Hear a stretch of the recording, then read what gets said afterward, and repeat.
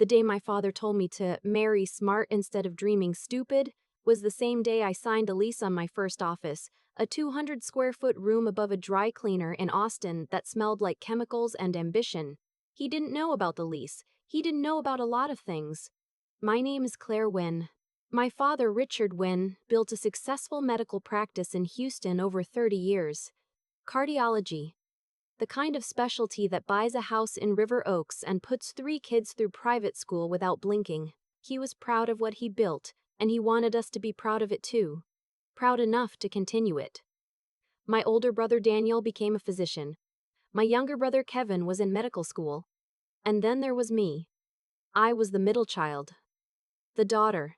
The one who spent her teenage years taking apart laptops instead of studying for the MCAT.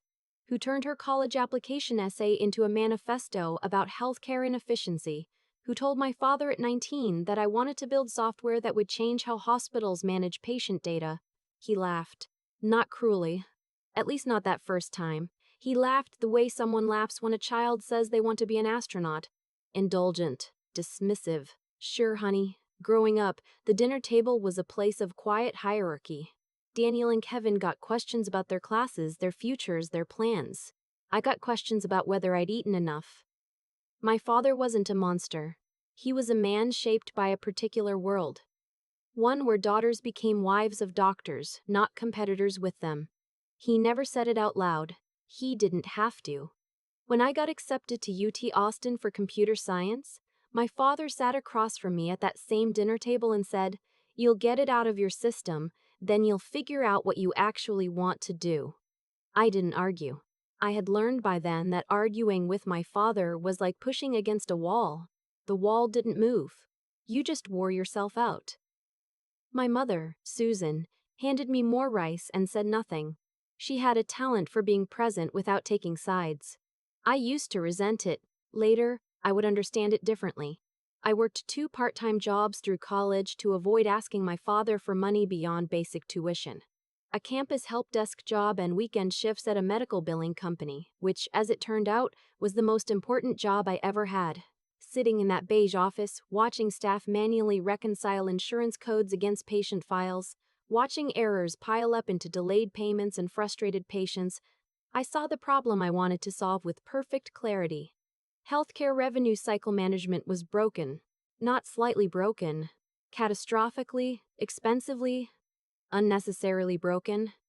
Hospitals were losing billions every year to billing errors, claim denials, and inefficient workflows that hadn't changed meaningfully since the 90s. And the existing software solutions were clunky, overpriced, and built by people who had never actually sat in a billing office at 9 p.m. on a Tuesday trying to figure out why Medicare rejected a claim.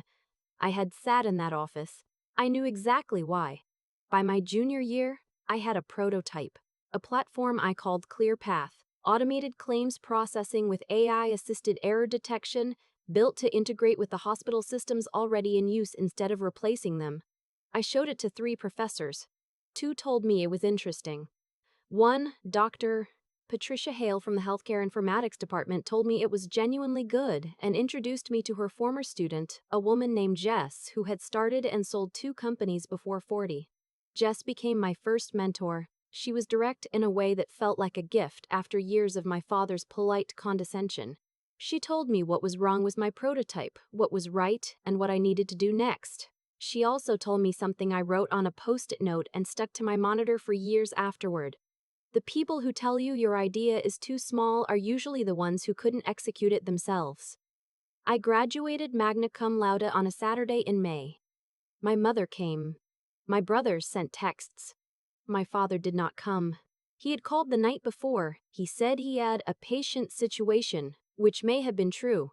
But he also said in that same call, "Claire, I still think you're making a mistake. The tech bubble is going to burst again, and you'll wish you had a real career to fall back on. Don't expect me to bail you out when it does." I sat on my dorm room bed after that call for a long time. The room was mostly packed. My laptop was on the bare mattress. Outside, other families were arriving with flowers and nice clothes and excitement. I called my mother. She said, "He loves you. He just doesn't know how to show it for the life you're building." I said I understood. I'm not sure either of us believed it. The next morning, walking across the stage in the Texas sun, I thought about ClearPath. I thought about the billing office. I thought about the post-it note. By the time I stepped off the stage with my diploma, I had made a decision. I was done waiting for his approval. That Monday, I signed the lease on the office above the dry cleaner. I had $18,000 in savings, a prototype, a mentor, and a problem worth solving. I had no co-founder, no investors, and no safety net. I also had something my father had accidentally given me, the absolute certainty that no one was coming to help. That kind of certainty is clarifying in a way that comfort never is. The first 6 months were the loneliness I had expected and the difficulty I had not fully prepared for. I found a co-founder through a UT alumni Slack group, Marcus Webb, a back-end engineer from Dallas who had spent 4 years at a hospital system IT department and understood the problem almost as well as I did. He joined for a small salary and equity. We worked in the chemical-scented office 6 days a week. Our first pitch to investors went badly. Interesting space, but the incumbents have too much market share. Our second went worse. The sales cycle in healthcare is too long for a seed stage company. Our third was a different kind of rejection. The investor spent most of the meeting explaining to us in a tone I recognized from my father why women founders struggled with the enterprise sales dynamic. Marcus, to his credit, looked at the ceiling during that speech. I thanked the man for his time and walked out. We got our first customer through Dr. Hale, who connected us with a regional hospital network in San Antonio. It was a pilot. 3 months, limited scope, heavily scrutinized. We drove down every week. We sat in meetings with their billing team. We watched ClearPath work, fixed what didn't, and listened more than we talked. At the end of 3 months, the network's CFO, a quiet, precise woman named Dr. Two, Angela Marsh, told us we had reduced their claim denial rate by 34% and cut their average reimbursement time by 11 days. She asked what a full implementation would cost. I named a number. She didn't flinch. We had our first real client. We reinvested almost everything. We hired 2 engineers, moved into a slightly less chemical-scented office, and rebuilt the platform for scale. The growth was not overnight. Anyone who tells you startup success happens fast is either selling something or leaving out the part between the first win and the second. The 18 months after San Antonio were the hardest of my professional life. We lost a deal we had spent 4 months closing when a competitor slashed their price. We had a data migration go wrong for a new client that cost us 2 weeks of 18-hour days and 1 junior engineer who burned out and had to leave. Marcus and I had an argument in October of that second year that got loud enough that the tenant downstairs knocked on the ceiling with what I assume was a broom handle. We worked through it. We always worked through it. My mother called every Sunday. She didn't ask about revenue or clients. She asked if I was sleeping, if I was eating, if I had been outside recently. Sometimes that was the most important call of the week. My father and I spoke at Christmas and sometimes on birthdays. The conversations were polite and careful, like 2 people crossing a frozen lake and testing every step. He asked general questions. I gave general answers. We did not talk about ClearPath. My brother Daniel called once, about 8 months into the company, to tell me my father was worried about me and thought I should consider my options. I thanked him for the message and changed the subject. Kevin, to his credit, never brought it up at all. In year 3, something shifted. Not dramatically, not the way it happens in movies, but steadily, the way water carves a canyon. We closed 4 mid-sized hospital networks in 12 months. A healthcare-focused VC firm reached out to us. The term sheet they put in front of us was real, and the number had more zeros than anything I had written in a spreadsheet before. We took the meeting, we negotiated, we closed a Series A of $8 million. I called my mother first. She cried. I held the phone and listened to her cry and didn't say anything for a little while because sometimes silence is the right response to being loved. I did not call my father. He heard about it eventually, the way Houston medical community gossip works. Someone knew someone. He sent me a text. Heard about your funding. Congratulations. Maybe I was wrong to worry.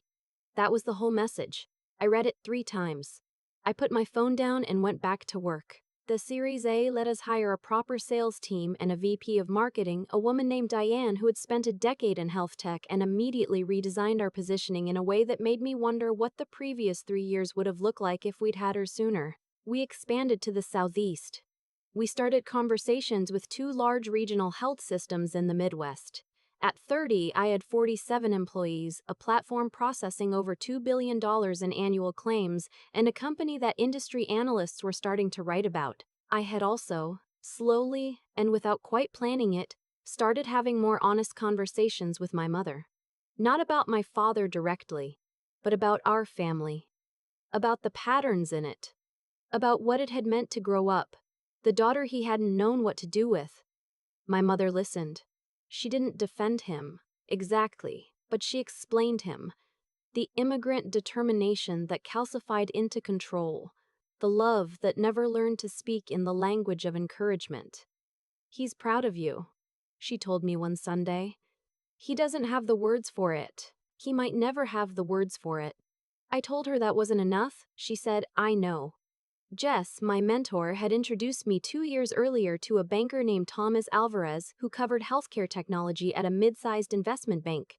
Thomas had become an advisor and, over time, a friend. He was the first person outside of Marcus who told me ClearPath had the fundamentals for a public offering if we could hit certain growth milestones. We hit them.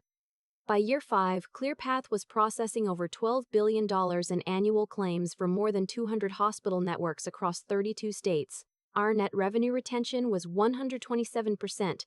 We had profitability on the horizon. Thomas introduced us to bankers at 2 bulge bracket firms and we began the process, quiet at first, then all-consuming, of preparing for an IPO. I won't pretend I fully understood what was happening at the scale it was happening. I had lived inside the growth curve, feeling it from the outside, through the lens of what the banks were projecting for our valuation. Was disorienting in the way that I imagine stepping off a treadmill after a very long run feels disorienting. You've been moving that fast all along. You just couldn't see it. Our lead banker, a sharp, composed man named Greg, called me on a Tuesday morning in November to tell me the book was oversubscribed. 3 times over. I was sitting in my kitchen. I had a cup of coffee. The morning light was coming through the east window the way it does in November in Austin, low and gold. "What does that mean for pricing?" I asked. He told me. I set the coffee cup down very carefully. The following Saturday, my mother had organized a family dinner at my parents' house in Houston. I had been going to these more regularly over the past year, a decision I'd made slowly and with some ambivalence. Mostly because my mother had asked me to and because I had decided that choosing my own relationship with my family was different from waiting for my father to choose it for me. I went on my own terms. I left when I needed to leave. That was new, and it was mine. My father was at the head of the table. Daniel was there with his wife, Patricia. Kevin had driven down from Dallas. My mother had made the fro she made for every occasion that mattered. The broth she started the day before, the kind that took the whole house with its smell. We were halfway through dinner when my phone buzzed. I glanced at it. Thomas. And excused myself. I stepped into the hallway. Through the archway, I could still see the dining room. I could see my father cutting something, not watching me. "Claire," Thomas said. "Final pricing just came in. I wanted you to hear it from me first." He told me the number. I stood in that hallway in my childhood home holding the phone. The number he said was not a number I had fully prepared my nervous system to receive out loud. ClearPath was going public at a valuation that made us, on paper, worth just under $2 billion. My personal stake, after dilution, represented somewhere between $300 and $400 million. "You should feel good about this," Thomas said. "You built something real." I thanked him. I hung up. I stood in the hallway for another moment. I could hear my mother asking Kevin something about his drive. I could hear my father's voice, low and certain, the way it had always been. I walked back to the table and sat down. My father looked up. "Everything okay?" "Yes," I said. That was my banker. Something shifted in his expression. Not much. My father was not a man whose face gave a lot away. But something. "The IPO," he said. It wasn't quite a question. Final pricing came through. I said. My mother put her spoon down. Kevin looked at me. Daniel's wife glanced between me and my father. And, my father said. I told them the valuation. The table was quiet. My father set his chopsticks down with a deliberateness that I recognized. The same deliberateness with which he made every significant gesture. Every word he meant to land with weight. He looked at me for a long moment. Then he said, I would like to understand more about what you've built. It was not an apology. Let me be clear about that. It was not the speech I might have written for him if I were writing the version of this story where the father becomes the person you always needed him to be. There was no I was wrong, and no I'm sorry I wasn't there. Richard Wynne did not traffic in those words, and I had spent enough of my life waiting for them to know they weren't coming in the form I used to want. But it was something. It was the first time in my entire life that my father had asked to understand something about me rather than redirecting me toward the version of me he had decided on. I looked at him. I thought about the diploma I had crossed the stage to receive without him. The office above the dry cleaner. The pitch meetings and the rejection and the 2 a.m. bug fixes and the months when I was not certain we would make it. I thought about my mother's Sunday calls and Marcus's patient engineering and Dr. Hale's introduction and Jess's post-it note wisdom and Thomas's steady confidence. I thought about all the people who had believed in me without condition. I'd like that too, I said. But not tonight, he nodded. Once. Slowly. My mother reached across the table and put her hand on mine for just a moment. We finished dinner. The pho was perfect, the way it always was, the way she always made it. Kevin told a story about something that had happened at work that made Daniel laugh. Patricia showed my mother something on her phone. The ordinary movement of a family evening, unremarkable to anyone watching, carrying beneath it everything it always had. Before I left, my father walked me to the door. He stood in the frame the way he always had, solid, contained, occupying space with the confidence of a man who had never much questioned his right to it. He said, Your company. ClearPath. Yes. The name. He paused. It's a good name. I looked at him. Thank you. I drove back to Austin that night with the windows down a little. The November air cool and damp, the highway nearly empty. I thought about forgiveness. Not as a gift you give someone because they've earned it, but as a thing you do for yourself, slowly, on your own timeline, without surrendering the boundaries that keep you whole. I was not finished being hurt by my father. I was not ready to hand him a seat at a table I had built without him. But I was also not interested in carrying the full weight of his failures into the rest of my life. There was a version of the future where we found, in our own careful and imperfect way, something that looked less like the relationship I had always wanted and more like the one we were actually capable of having. I didn't know yet if we'd get there. What I knew was this. I had built something real. I had done it without his help, without his belief, and without his permission. The platform I had started in a room that smelled like dry cleaning chemicals was now going to be a public company. The hospitals using ClearPath were collecting payments faster, making fewer errors, spending less time on the phone with insurance companies and more time on patients. That was the work. That was what mattered. The rest. My father, the dinner table, the words he might or might not one day find. That was a different project entirely. A longer one maybe. A harder one in some ways. Because there was no funding milestone, no launch date, no metric to tell you when you'd gotten it right. But I had learned, if nothing else, how to work on hard problems. I drove through the dark with the radio low, Austin getting closer, and thought about Monday morning.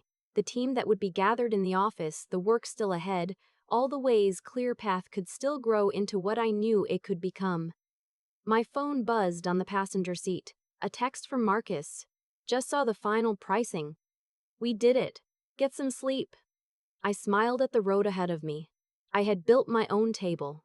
I had built it plank by plank, in the years when no one at mine was watching. And now that it was standing, solid, real, undeniable, I got to decide on my own terms who had a seat. That was enough. For now, it was more than enough.